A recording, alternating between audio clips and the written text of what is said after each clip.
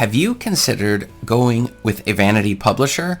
Well, you're going to want to stick around because I'm going to tell you what the red flags are and the things you need to look out for if you've decided you want to go in this direction. This is Chris Baird from selfpublishingmadeeasynow.com, where self-publishing doesn't have to be so hard.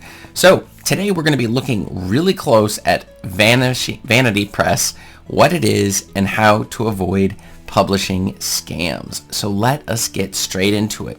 What is vanity publishing? Well, vanity publishing, it's a self-publishing model where what happens is the author, you as the author, you'll pay for a publishing company to produce almost every aspect of the book. So you're going to come with the book, and they're going to come with a number of services like editing and covers and the book blurb, reading the book through, all of the different aspects of self-publishing, but they're taking all of those things on themselves. But you still have control over the content of the book, the design, and including some of the marketing as well. You're going to have a decent amount of control over some of those aspects of it. One of the challenges, though, of course, is that it can be so costly. It can be very expensive to go this particular route, but then again, they are taking a lot of the burden. And this is a great way to substitute the time and energy it would take maybe to learn some of the self-publishing skills that I teach, and instead replace that with someone who can just do it all for you, sort of a one and done. But there's a couple of things we're going to want to look at, because in reality, there are three different models that play a key role in all of this. And that's one of the things we're going to be looking at, which is hybrid publishing versus vanity publishing versus self-publishing. Now, I know it can get very confusing with a lot of the different models that are out there on the market. And that's why we want to just break it down. So hybrid publishing. Hybrid publishing is sort of a combination of the two other types of publishing. Within hybrid publishing, it has some of the aspects of that we do find within vanity publishing, where you're going to have a lot of the services that are provided. They're going to have editing and these sorts of things that are already there. So you aren't going to have to find your own editor and your own cover designer. Some of these things, they'll be there, but you're going to have more flexibility upon which one you choose and how it's going to exactly play out. And you're going to be able to take some of the jobs and the portions of that yourself and do some of the work yourself. So it's not just handing it over to somebody, it's completely done. In addition, this is kind of an interesting model because sometimes you can do a split in terms of the royalties, so that you'll get a portion and they will also get a portion. They would generally only do this if they knew your book was going to sell. But that also is definitely a possibility there. And you're going to want to choose this model if you do wish to give some input. You want to have a little greater control, but at the same time, there's still so many of these tasks that you don't want to do yourself, including finding freelancers to do the editing and all of the other aspects of the process. And if you really don't want to have to do too much of that sort of work of finding that, well, this is perhaps a perfect option for you, but you definitely want to make sure that it's a reputable hybrid publisher. The next one is vanity publishing. Like we were already discussing in this particular model, there are a number of things you're going to want to keep an eye out for, and that would be some of the issues that can in fact show up, like including the quality problems that can be there on the final copy, depending upon who you choose to do this exact model. And a couple of things I wanted to say when it comes to vanity publishing, it's that when you're putting your book out there for this, is that there's an awful lot of upsells that is usually done. Okay, so that's the first thing you're going to notice, is that initially it sounds almost like an actual publishing house, because they'll say, we'll see your book and then we'll let you know if you've been selected. The problem is like everybody gets selected. They may even reject and say you need to change a few things, and then after you've done that work, then you'll come back and they'll say, oh wow, your book has been selected. So you have that feeling and sensation of an actual traditional publishing deal. So it has that from the start, but that then takes a quick turn when we get to the point where they say, and we want money in order to do this, as opposed to paying you money to write your book. They want the money to do all of that. But they tell you that you're going to make your money back and all of this sort of stuff. And we're going to get that in a little bit. But this price that's associated with it can be a serious challenge when you're coming down the vanity publishing route. And finally comes my favorite, which I like to do very easy. It is self-publishing. And with self-publishing, you have complete control over every single aspect of your book, which of course is also the downside, is that, well, if your book looks terrible, it's because you've chosen things that would cause it to look terrible. But if you want it to look better, you can just fix them. You don't have to get anybody's permission for anything that you're doing. This is a low-cost option on the one side, but then again, it's going to take a lot of hours. It's going to take hours, and you're going to be spending time and getting better with this. Now, I have some clients who sometimes ask me and said, okay, so I got my first book. Now, when am I going to start making thousands of dollars a month? And the answer is, well, you're going to need to put more than one book out, and then you're going to build an audience.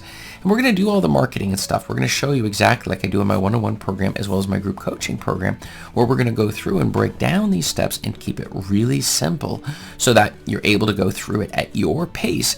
And one of the things I recently heard also on the self-publishing side is it can be frustrating because some of the technology involved, and that's one of the reasons with my clients, I make it very clear that even if you don't even really know how to use anything with computers, I'm going to be able to show you step by step how to do it, click by click.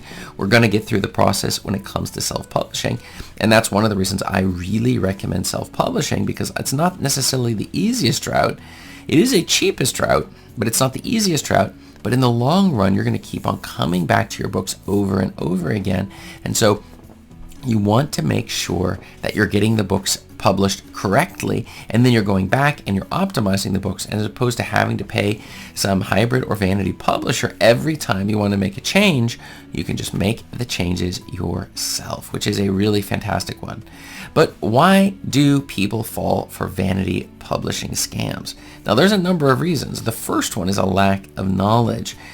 Many aspiring authors, they get involved going down the rabbit hole here, and as they're doing it on the vanity publishing side, they just see the glittering, and they see all of the positive reviews on the page, and they just don't have the knowledge to understand that they are not necessarily, by the way, getting scammed. Sometimes I've talked with people and they said, this vanity publisher, they scammed me. And I'd say, oh, what law did they break? And they'd say, well, they told me this would be easy, or they told me I would get my book out, or they would do this or this. And I said, well, is there any law that they broke? They're like, no, but they sort of misled me and they pressured me. And the reality is that is one of the common things. But if you have the knowledge, you're going to be able to avoid a lot of the pressure that they're trying to apply to you, on you, in order to get you to buy their services. They're overpriced services for many of them. Okay. The second aspect of this, it's the desire for validation. So many authors just want somebody to tell them your book is great, it's amazing, you're a real author. And as a result, they fall for these scams where they come in and tell you, look, you're going to be a real author if you come with us. As opposed to, of course, if you do it with self-publishing, you're still a real author.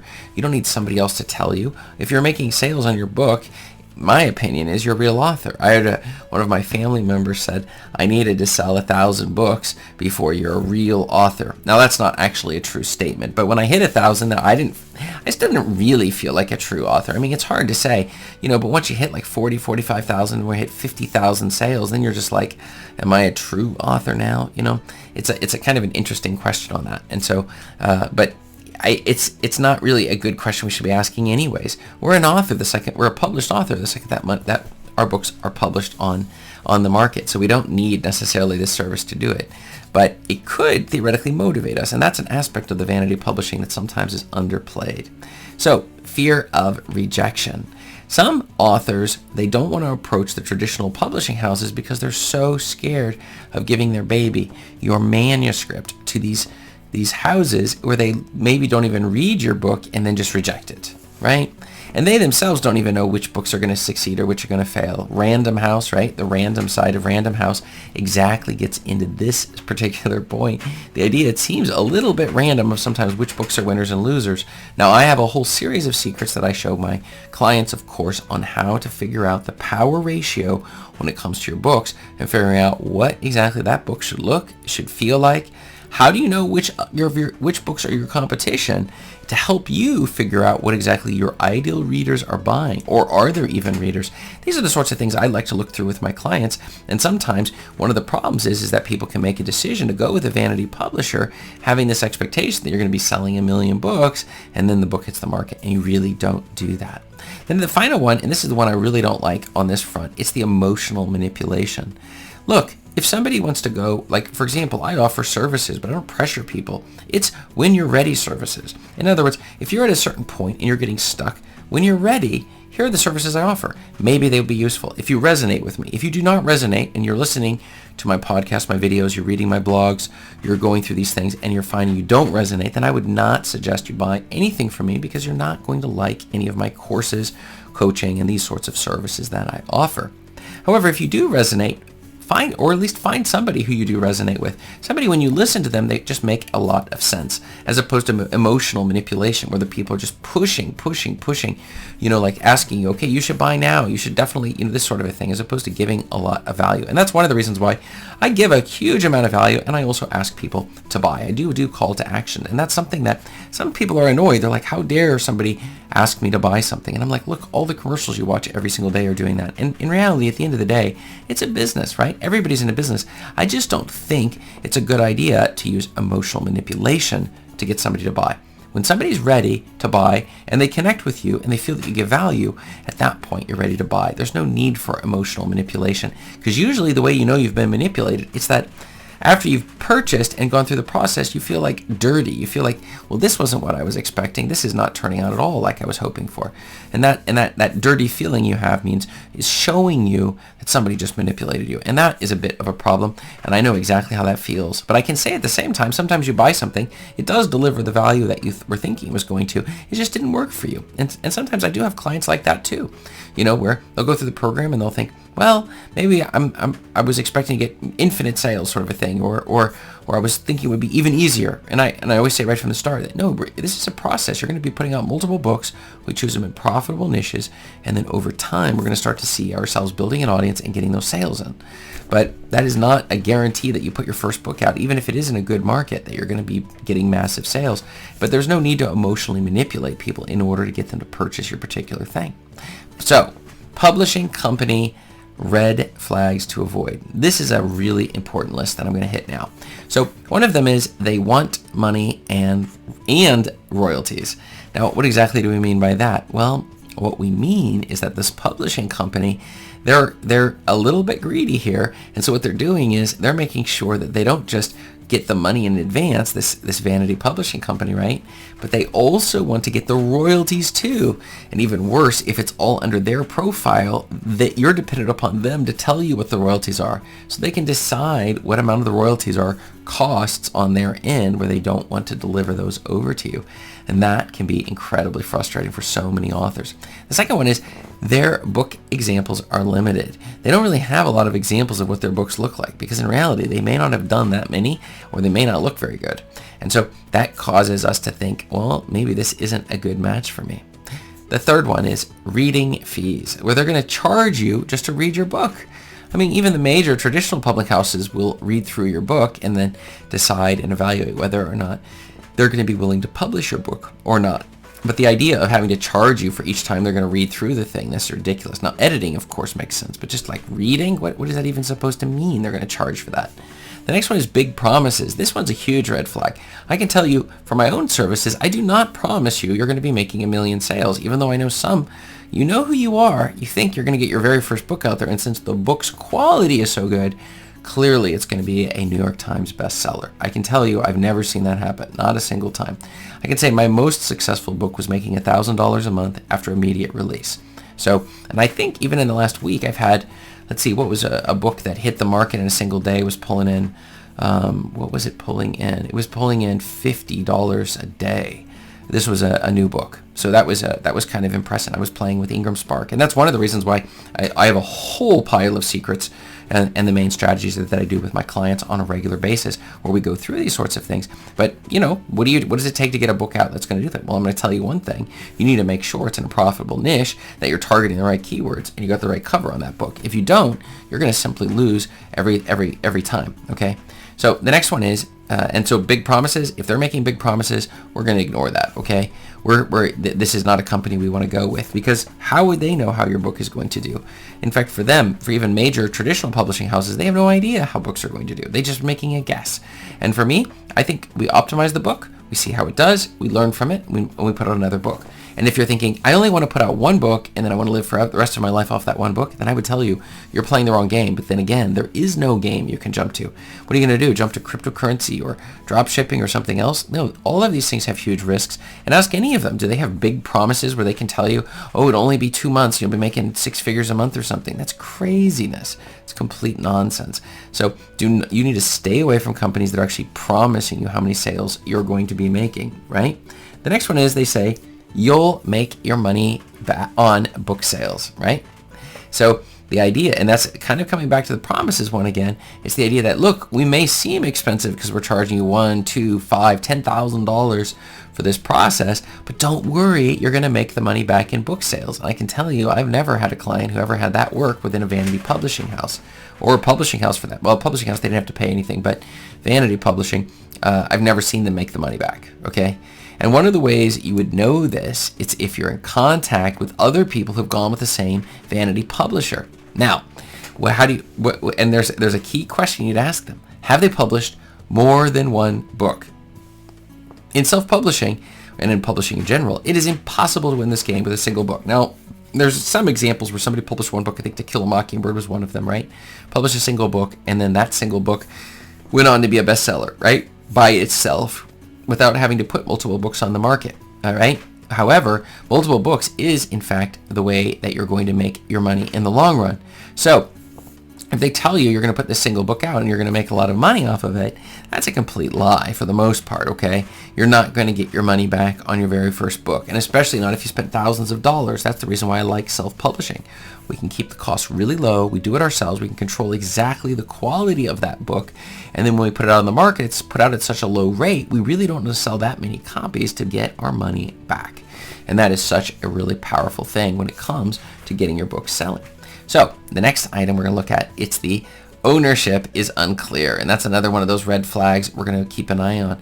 Who owns the book? I can tell you I've had a couple of clients where somebody else published the book and they did it under their own Kindle Direct Publishing, their own KDP account on Amazon.